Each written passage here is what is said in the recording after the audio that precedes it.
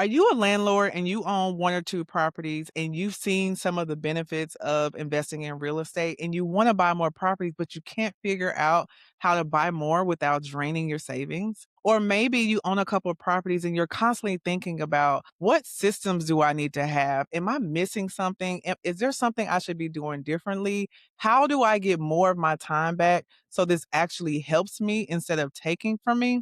If you can relate to that, I've absolutely been there. My name is Erica Brown. I've been investing in real estate over 10 years. I run a portfolio worth over 5 million. I invest in short-term, mid-term, long-term, multifamily plus, and I help equip other landlords to learn how to create systems, learn how to buy more properties and scale without draining your energy, your time, or your pockets. Okay. And I'm hosting a webinar, the biggest roadblocks that landlords miss and how to overcome them coming up. And I want you to be there. It's absolutely free. I'm going to be breaking down the reasons why landlords are stuck at 1 or 2 properties and exactly what you need to do in order to find your next deal. All right. So go to the link below, join me. It's absolutely free, and I will meet you there.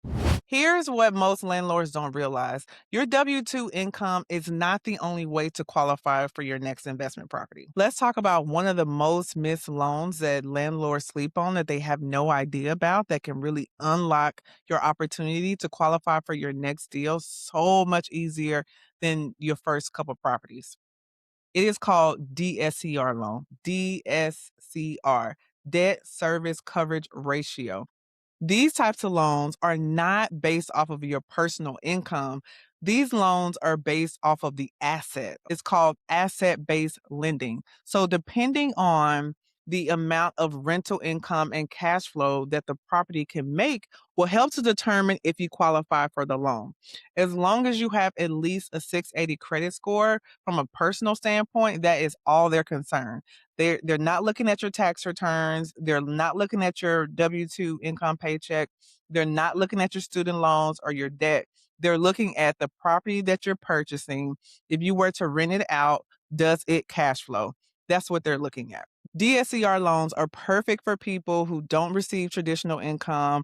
Maybe you're self-employed, or maybe you already have a lot of properties on your conventional side and your DTI now is maxed out and you want to continue to scale in real estate, but you don't want to have to go through all the paperwork that you're going to have to go through on the conventional side. The key with these types of loans is that they are non-owner occupied loans. You cannot live in the property. It has to be an investment property in order for you to qualify. Okay, now let's get practical. Let's talk about what the banks will need in order to qualify for this type of loan. When you go to try to get a DSCR loan, the lender is going to want to, one, they're going to wonder, are you already under contract? Do you already have the property? One, they're not trying to waste their time trying to talk to you about like shopping for a next deal. They really would love for you to have a contract in mind or to already at least have a specific buy box, like a search criteria where you know exactly where you're going to be buying, what the purchase price is going to be,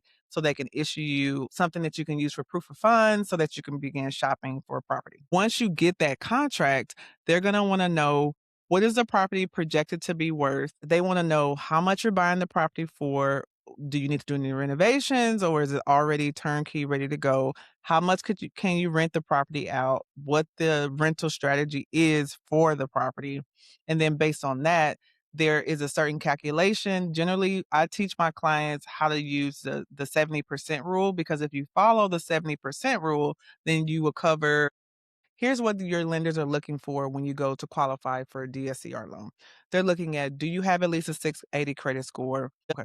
Does the property cash flow after you pay your mortgage and expenses and all that kind of stuff?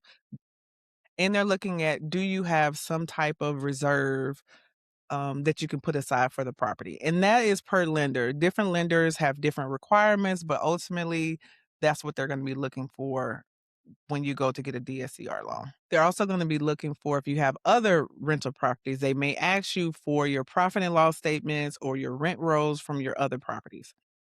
Versus if you go to get a conventional loan, they're looking for 2 years worth of tax returns. They're looking for, they may ask up to a year's worth of your bank statement.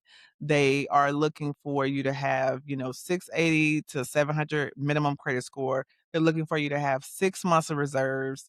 They want you to have profit and loss statement from your current properties and so much more. The most beautiful thing that clients say about DSCR loans is that they are so much easier to qualify. They need significantly less paperwork and they close much easier than investor conventional loans.